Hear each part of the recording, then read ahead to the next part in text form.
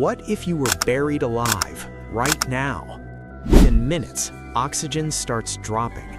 Carbon dioxide begins to rise. Your heart pounds harder. Panic burns through your nervous system. After 1 hour, carbon dioxide poisoning begins. Muscles weaken, vision blurs, consciousness starts to slip. By several hours, oxygen is nearly gone. Organs begin shutting down. Could anyone survive 24 hours? Only if air somehow reaches you. Without oxygen, 24 hours underground is almost impossible. What if you were a Carthaginian soldier marching into the Punic Wars? The training would be brutal. Your muscles tear. Your body adapts. Then comes the march. Days without enough food or water. Crossing the Alps with Hannibal, frostbite and exhaustion set in. Battle begins. Adrenaline floods your veins. One wound, an infection could end everything. Survive long enough, and you witness history being written. But in the Punic Wars, survival was never guaranteed. What if you read just 20 pages a day for 30 days straight? Day 1, your brain struggles to focus, distractions everywhere. Day 7, neural connections start strengthening. Day 14, memory recall improves. Your brain processes information faster. Day 21, stress levels begin to drop. Focus becomes natural. Day 30, your brain is literally stronger. 600 pages later, you're not just informed, you're rewired. What if you woke up in ancient Egypt with a fully charged smartphone? No signal, no internet, just 5% battery and thousands of years of history watching you. You show them moving images. To them, it looks like magic. Word spreads along the banks of the Nile River. Some call you a messenger of the gods. Others call you dangerous. Officials arrive. You are summoned to explain your power. 1% battery. The screen goes black. Now you're just a stranger in a world that fears what it doesn't understand. Would you survive? What really happens if you jump from 10,000 feet without a parachute? 0 seconds. You step out of the plane at 10,000 feet. 3 seconds. Gravity pulls you down. You're accelerating fast. 6 seconds. Your stomach drops. Adrenaline floods your system. 10 seconds.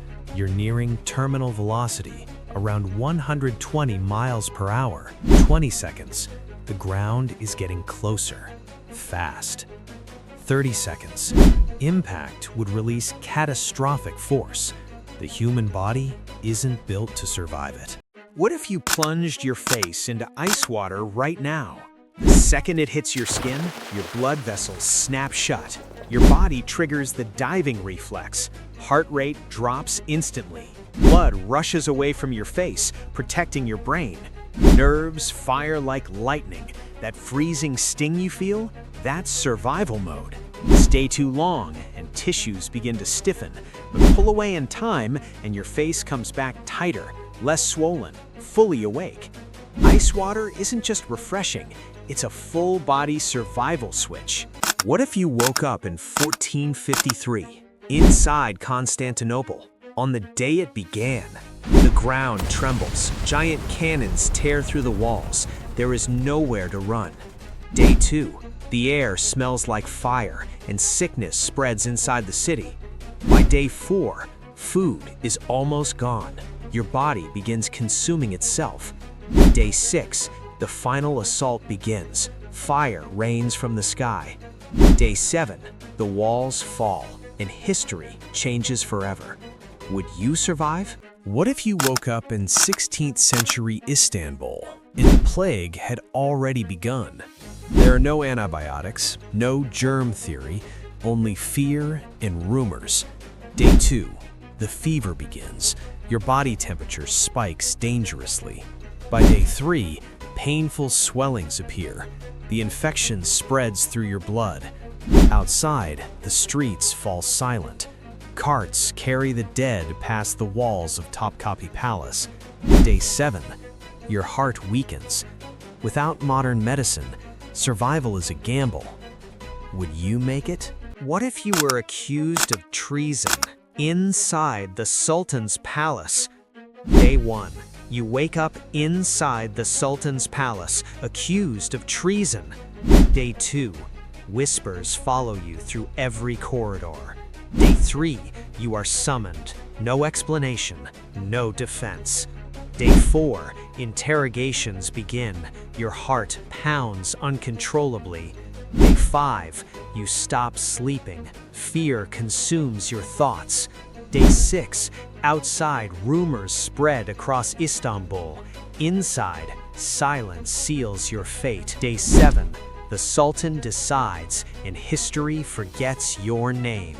Would you survive? What if you were born in ancient Rome? No hospitals, no rights, no mercy. If you were poor, you'd be born into hunger. Disease would stalk you before your first birthday. One infection, and there were no antibiotics. A simple wound could mean death. If you were a slave, you weren't a person. You were property. If you were male and strong, you might be forced into the arena. Gladiators didn't just fight, they bled for entertainment. But if you survived, you could rise. Rome rewarded power. In ancient Rome, your life depended on strength, status, and pure luck. What if you were raised by Native Americans instead of modern society? From childhood, survival would be your first lesson. Your brain would adapt differently. Stronger spatial awareness, sharper instincts. You'd run more, hunt more. Your body would grow lean, powerful. Nature wouldn't be a weekend trip. It would be your entire world. But here's the real question. Would you survive modern life after that? What if you were trapped alone on a desert island? No food, no fresh water, no rescue. Day 1. Your body starts rationing water immediately. Your mouth dries. Your blood thickens. Day 3. Severe dehydration hits. Your kidneys begin to fail. Hallucinations start creeping in. Day 5. No food. Your body burns fat, then starts consuming muscle. Day 7. Your immune system collapses. Small cuts become infected. Fever begins. Day 10. Electrolytes crash. Your heart rhythm becomes unstable. Day 14. Organ failure begins. Your body can't regulate temperature. Collapse is near. Survival isn't just about strength, it's about water, energy, and time. Would you last 2 weeks,